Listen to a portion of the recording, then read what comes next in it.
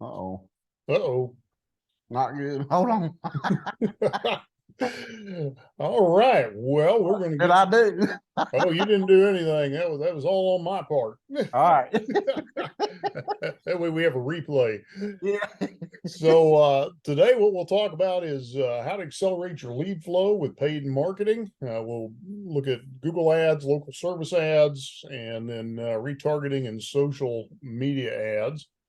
And so that's where we're going to head today. We're going to talk about why paid marketing is key to scaling, especially in terms of lead flow, some of the strategies that are working best right now, and then some examples of some paid marketing campaigns that are generating 5 to 15% return on investment, and then how to set up and structure your paid marketing campaign for minimum cost per lead and maximum return on investment. And then we'll also talk about what do you want to track, performance indicators, landing pages, campaign structure, all that good stuff.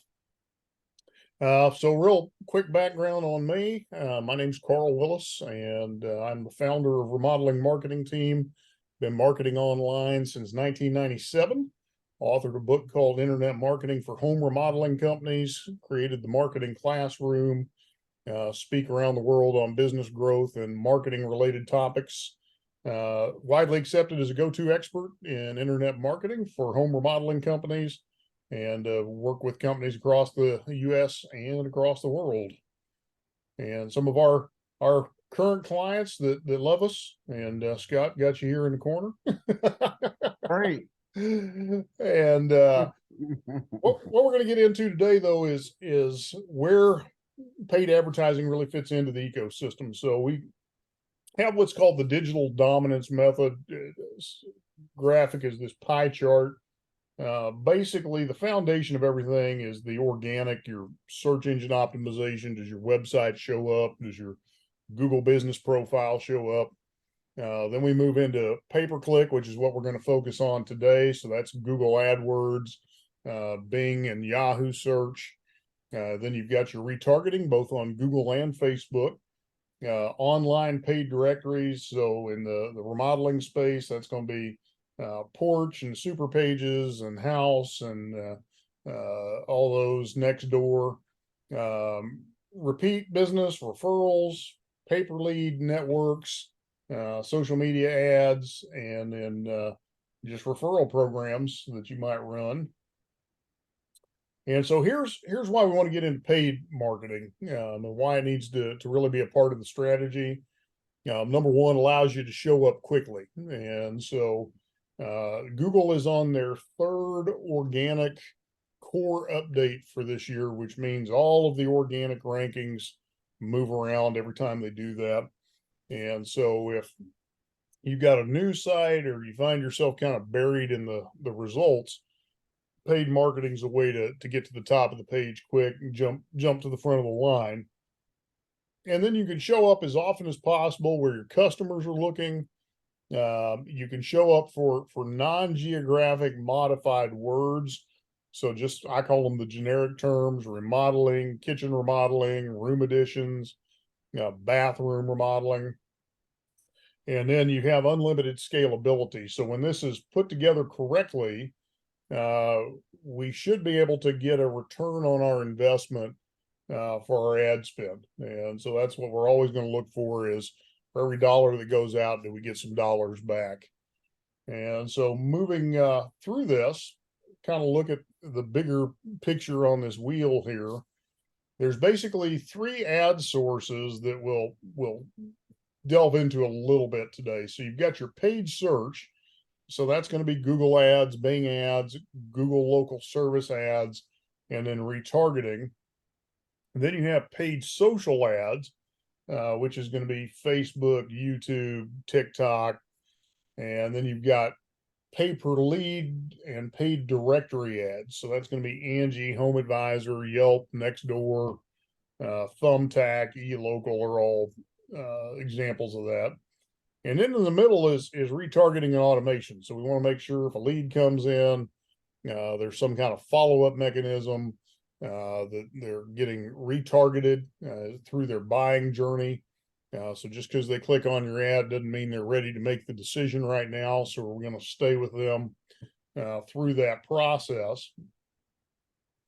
And so often we get asked, if I've gotten money to put into my marketing, where should it go? And so we always want to start at the base of the pyramid with the organic foundation. We want to make sure that your Google business profile is there. We want to make sure that you've got a website. We want to make sure that you're found in the directories. So that's really the base. And then from there, we want to jump into the paid search ads and the local service ads. And on the side of that, we want to use automation for any leads that come up. So if somebody fills out a form, where does it go? What happens with it? And then as we move up that pyramid, then we can get into the paid directories, pay-per lead programs, and then finally our social media ads, Facebook, TikTok, YouTube. And in that phase is where we start to retarget with ads. So anybody that has come to your website or come to your landing page or interacted with you before, they get more ads from you to be with them through that buying journey. And so Google has a retargeting component. So does Facebook, and so it's kind of a preference between marketers. I like to use Facebook for retargeting, especially in remodeling, because I want Susie to share her dream bathroom with her friends and tag them and like and comment and interact with it. And so we'll typically use Facebook to retarget for that reason. We want the social interaction, but it can be done on Google as well, and both are effective. So any takeaways? Take note of those. Write those down, and that way you've got your bullet points for later. Then local service ads. This is a one to be talking through, and local service ads is something that Google rolled out about 2 years ago. What they're trying to do is compete with Angie's and Home Advisor and those other lead platforms. So on Google local service ads, there is a pre-qualification process that you go through. After you complete that, then they call you Google guaranteed, and that's you can't see it real clearly, but there's a little check mark here, says Google guaranteed. And essentially what that says is that if you are not happy with the outcome of your project, Google will guarantee the work up to $2,000. And so what you find with those local service ads is Google sticks those at the top of all of the ads. So they're highly visible. There's some components that go into that, and this is kind of what it looks like. So if you pull search for general contractors Wichita, the top listing you get is this Google guaranteed listing. And then from there you get into the ads, and then from there you get into the ads and the maps. So this is prime real estate for companies that utilize it. The way to make those happen, there is a bit of a process to that. So first of all, you have to set up an account with Google local service ads. Then you have to designate what your service area is, your profile, and your budget. And then when you get jobs come in, you need to mark those as booked. You have to deal with disputes in a timely manner. And then this is a big one. You have to drive verified reviews. And so what Google will look at is the person who left the review somebody that they turned over to you as a prospect, so that they know that was work you did on a lead that was generated through there. But this brings up another important piece is Google is leaning very hard into reviews these days.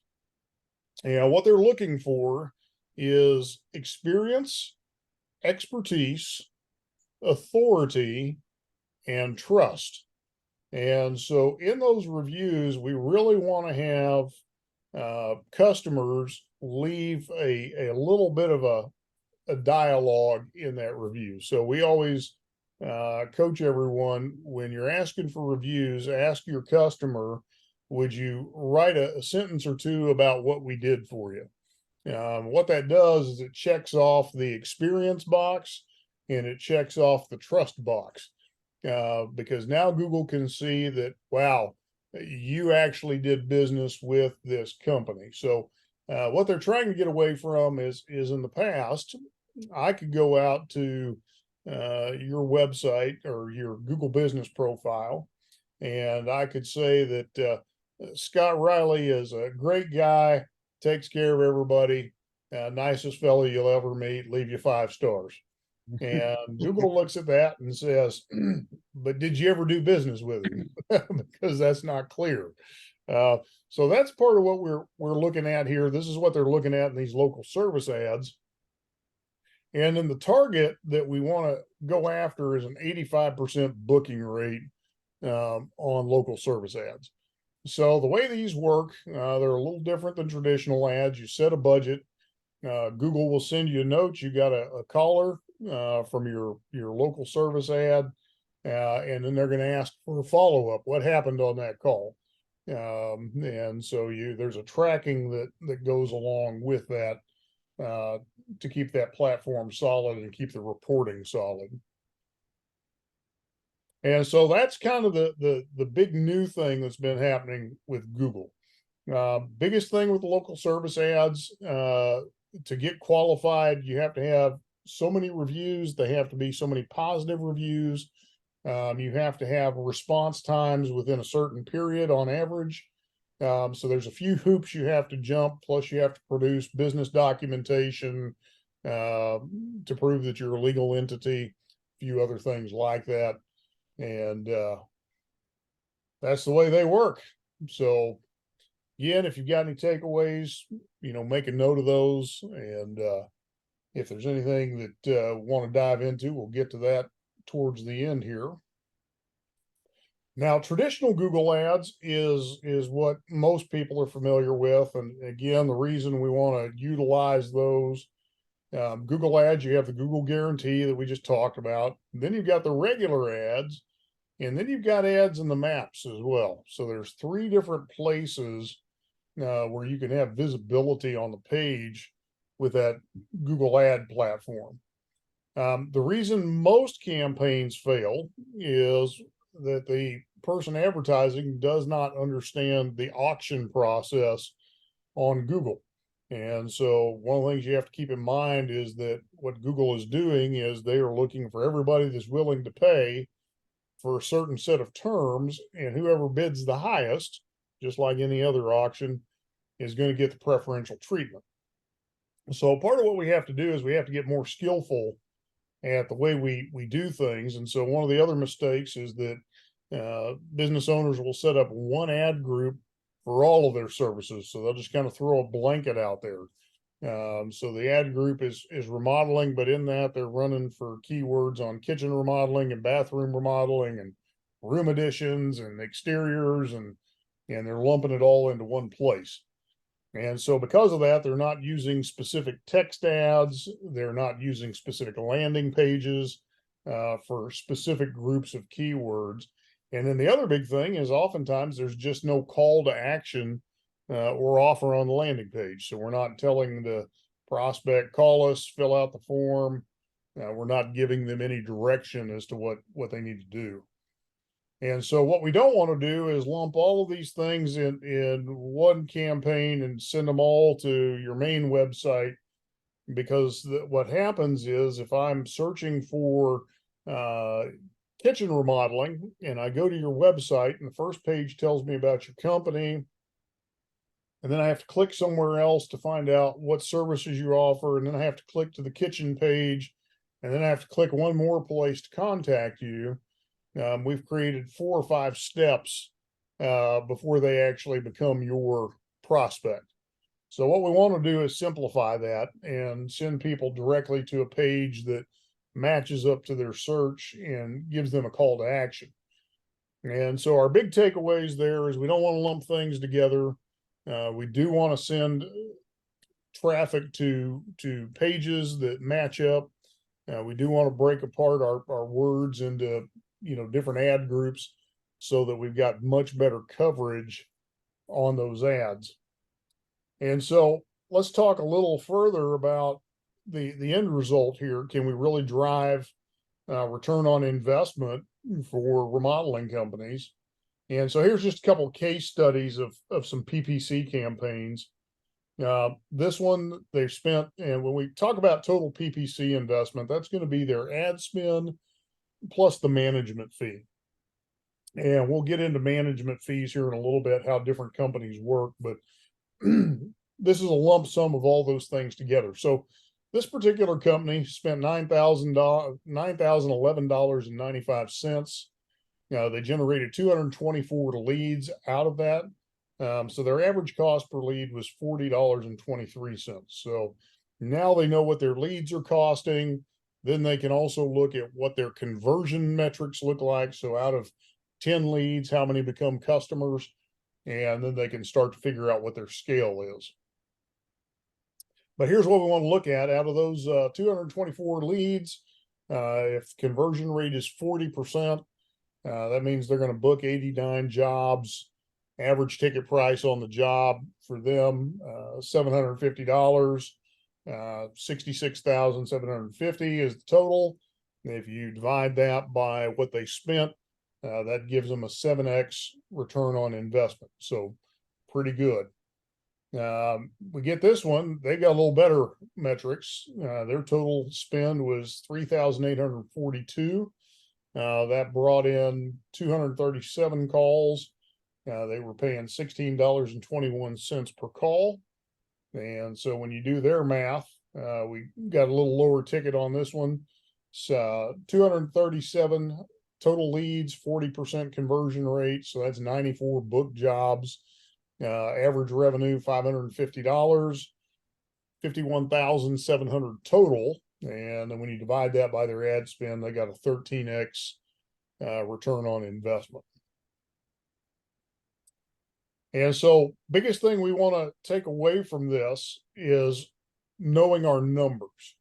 And so we want to know what our total cost was, total number of leads, and then figure out approximately how much we close out of those leads as a percentage. And when we do that, then we can start to figure out, here's what a landed customer is going to cost me. And now we know where we need to set advertising spend. So how do we set up and structure our pay-per-click marketing campaign for the minimum cost per lead and maximum return on investment? So obviously, if we had to choose between $42 leads and $13 leads, we'd always want to go for $13 leads if we can. And so there's some things we can do to really bring those costs down. So the first thing is we need to do conversion tracking. We need to track what converts. So we need to know, are we getting the phone call? Are we getting the form? All of those types of things. Your campaign needs to be broken into smaller ad groups that target the various services that you provide so that your text ads match up to what the person types. And then you want to make sure you have a strong understanding of keyword match types, and then don't forget about negative keywords. And so let me explain this one.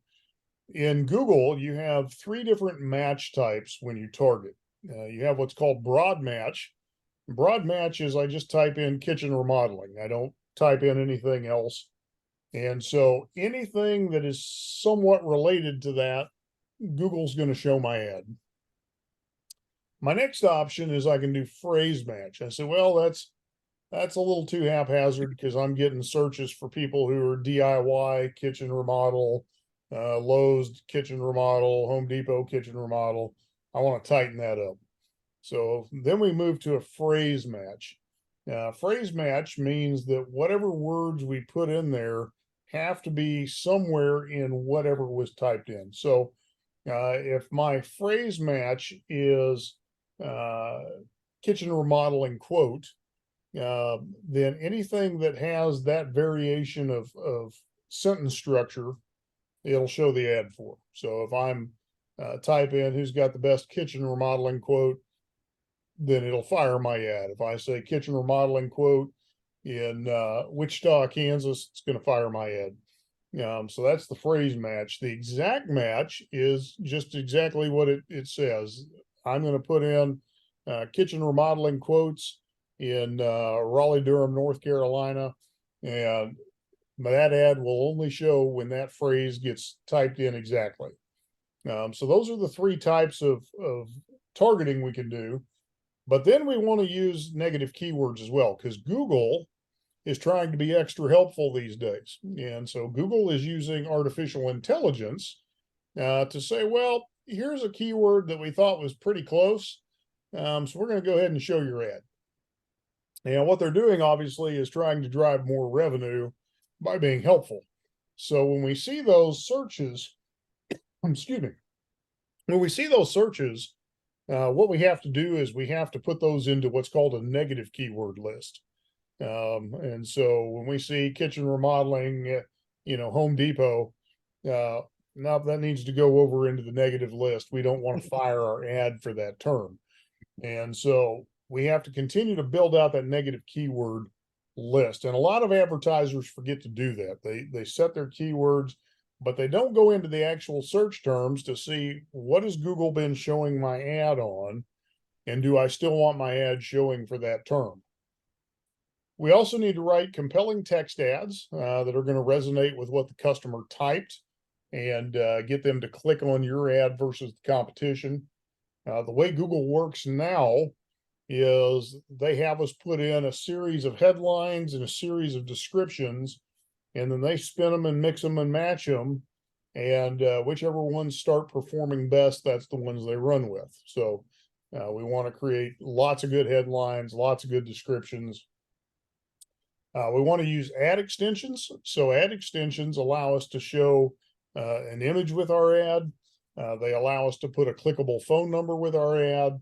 They allow us to link off to other pages on the website, talk about our services, things of that nature. So we want to use those because the more we fill out that ad space, the more appealing it is psychologically to a person who's searching. And then we've got to put our visitors on solid landing pages, not just send them to the website, but we want to really think through the pages we're going to send them to. And we want to then split test and test one page against another, continuing to tweak and fine tune as we go.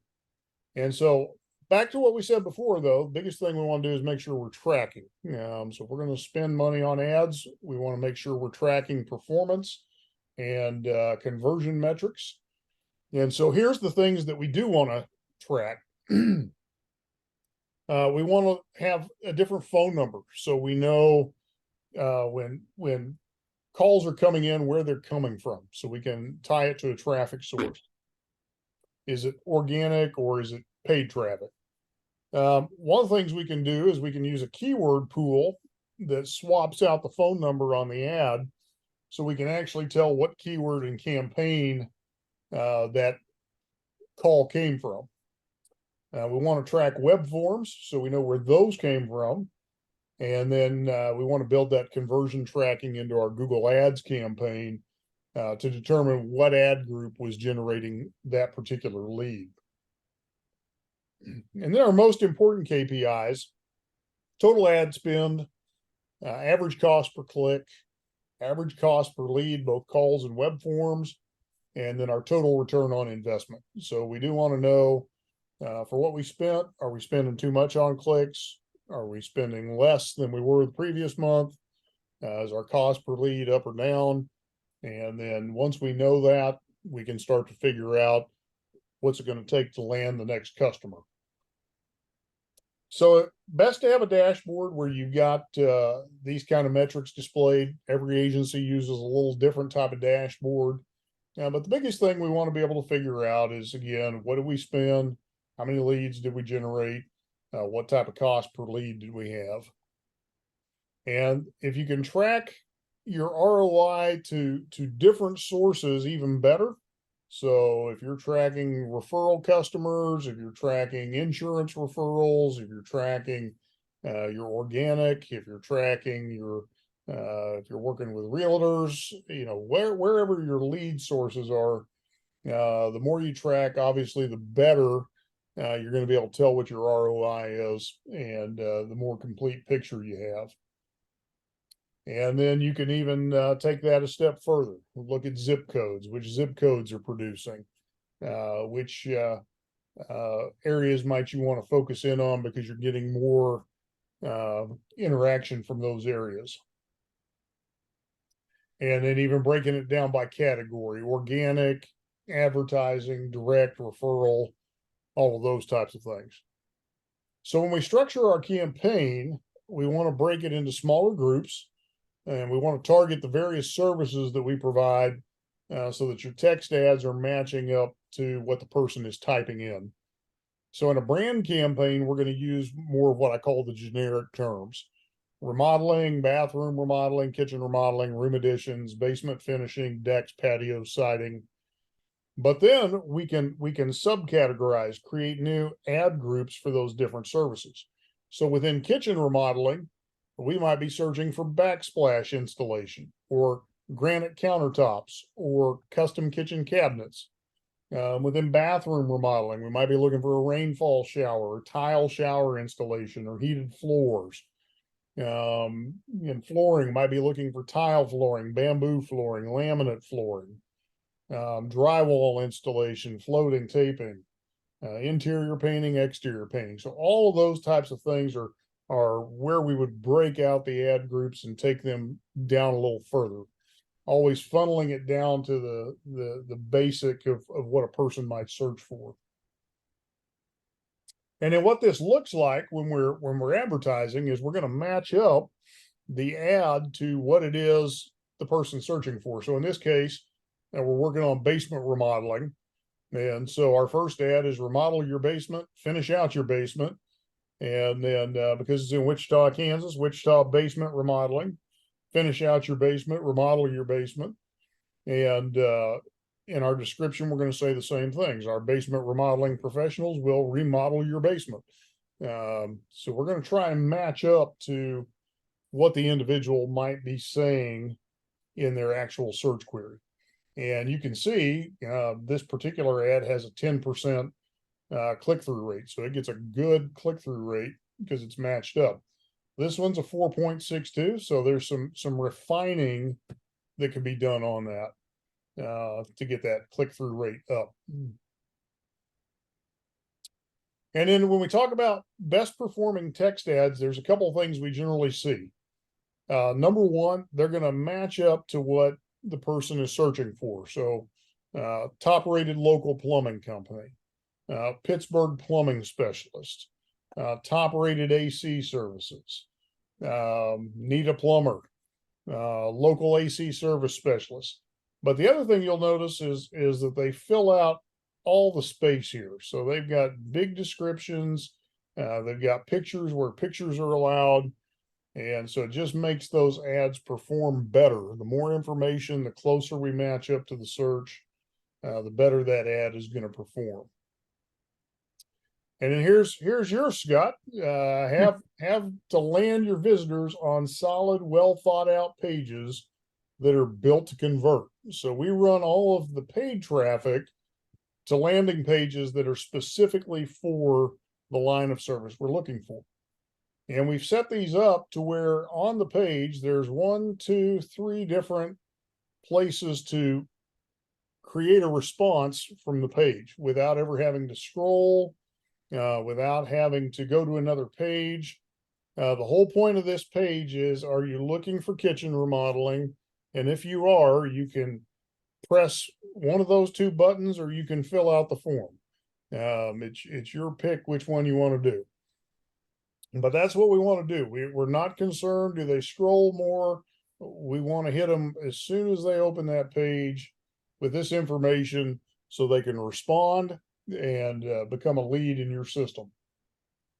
And of course, with your page, you go a little further down, we've got pictures of work. And then we've got one more call to action, just in case you didn't fill out up here. We're going to ask you one more time. You ready to schedule?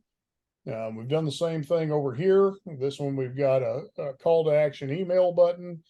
We've got the form. There's actually a phone number at the top of their page as well. And then here's some things that you want to ask a pay-per-click provider Some people do their own pay-per-click, some use agencies to do it. The first question that's always important: how much of my budget goes to Google AdWords spend versus management fees? And when you look at management fees, there's really two things you'll see in the marketplace. One is just a static management fee. We charge this much per month and we manage your ads as part of that. That's the way we're structured. But another common one, and the reason we put it in here, is there are many agencies that not only will they charge you a flat rate for managing the ads, but then they're going to charge a percentage of ad spend. And that percentage generally runs anywhere from 10 as high as 30% is the highest I've ever seen. So it's something we want to ask is how much of the budget's actually going to ads and how much of the budget's actually going to pay you. So that's one of the questions we always want to answer. What type of tracking is going to be put in place? Are we going to use Google Ads and call and web form conversion tracking? So will the conversions be tracked within the Google Ads? And then if you don't have those two things set up, you're going to be at a disadvantage because Google is going to use that conversion data to then try and solve for who is the best, most likely person to convert on these campaigns. And so that artificial intelligence algorithm is going to study the conversion numbers and it will notice where those conversions are coming from in geography, time of day, which keywords, which ad groups, which ad copy, and it will begin to move the positioning towards those high performing pieces. Will your tracking delineate between your paid traffic calls and your organic calls? How are we going to track our key performance indicators? Is there a live dashboard that I can look at? Key metrics. What's the average cost per lead generated? Will I be able to determine that? Will you be setting up specific landing pages for each ad group, or will the traffic be directed to the home page? And if you are driving traffic to landing pages, how will those pages be optimized for conversion? Do you split test your ads for each ad group? Will you be leveraging all of the ad extensions to make the text ads stand out in results? And what are the targets in terms of cost per lead and return on investment? So those are all questions that you can be asking your provider when you're doing reviews. Those are great questions to dig into and get the most out of your campaigns. So when we talk about our campaigns, the remodeling marketing team, what makes ours different? Well, we work with remodelers, so we're not just working with the bakery down the street or restaurants or anything like that. We really focus on remodeling. We split the campaign into strategic ad groups based on what we've seen in home remodeling businesses so that we get the most profitable services covered. We set up conversion optimized landing pages. We do set up true conversion optimization so that your conversions, calls, and web forms are tracked and associated with the campaign and keywords, so that we can adjust the bid spend and the strategy based on the metrics that are driving the most conversions. And there is a big difference between this and just tracking calls. Now, we do track calls as well, but we do both things. You'll know exactly how many calls came from PPC and organic. And the PPC calls we actually have recordings of. You know which keywords within your AdWords campaign drove your calls and at what cost. And what that does is it lets us optimize based on the keywords that result in calls and not waste money on terms that aren't generating a result for you. And then for each ad group, we're going to set up multiple text ads, rotate those based on the best converting ads each month. And our click-through rates and quality scores will improve as we continue to do that over time. We provide you with a dashboard that you can access for your data. Our dashboard updates at midnight every night. And then we have complete transparency in terms of spend ads, so you'll know exactly what you spent with Google or Facebook or Bing or whoever we're advertising with.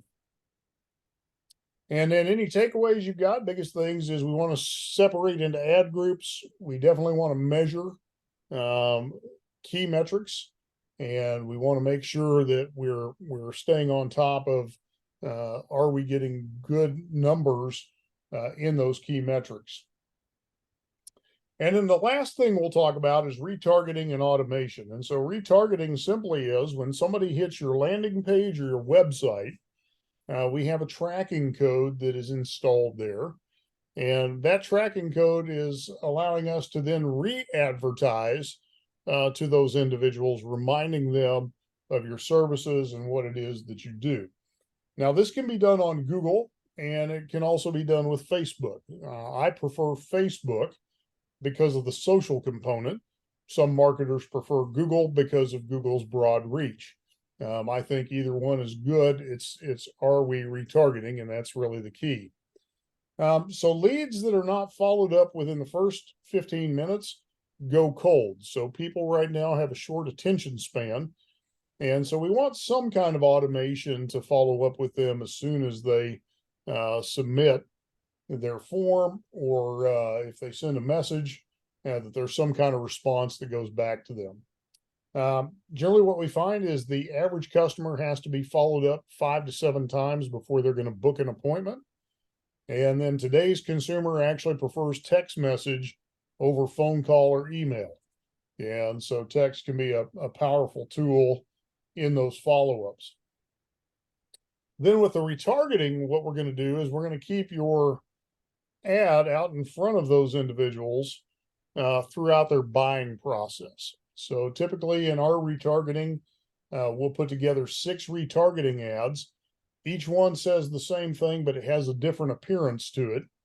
And those will rotate retargeting that individual. I had somebody tell me yesterday that your ads are blowing up all over Facebook. Well, that's what we want. We want to be inescapable. Once they've initiated that interaction with you by going to your website or your landing page, we want to stay with them throughout their buying journey and continue to whet their appetite for what it is you do. And so typical ads you'll see on Google's retargeting, they'll do these leaderboards up here. They'll do these side towers. They'll do these middle of content ads. Other ads you'll see these 250 by 250 banners down on the corners or up in the top corners of some of the websites you go to. So that's typically where Google will retarget. Facebook will retarget on Facebook, Instagram, Messenger, WhatsApp, mobile devices. If you've got a prospect that plays a lot of Angry Birds or Candy Crush, they're going to see your ads quite a bit through that retargeting. And so both are robust platforms for retargeting. Again, I kind of prefer Facebook's just for the social element because it gives a little extra oomph behind just seeing the ad over and over again. And then if you need help, obviously we can do all these things for you. And Scott been our client for the last few months. And so a lot of remodelers that we work with, that's the issue. They need to do all this stuff, but they need to be out in the field. They don't have time to do all this. And so all of what we've shared today can be done by yourself, but you can also hire us. And so if you want to schedule a strategy session to see what we can do for your remodeling company, you can go to remodelingmarketingteam.com/schedule. We'll look at your online visibility. We'll look at your keywords, see where you're ranking currently. We'll look at your online directory listings, reviews and reputation, social media presence, and then how well is your website going to convert. And so there's our phone number. You can also reach out to us, 888-350-7859. Scott, got any questions? Yeah, I got a lot to learn. That's all I know. All right. Well, let me shut the recording off here.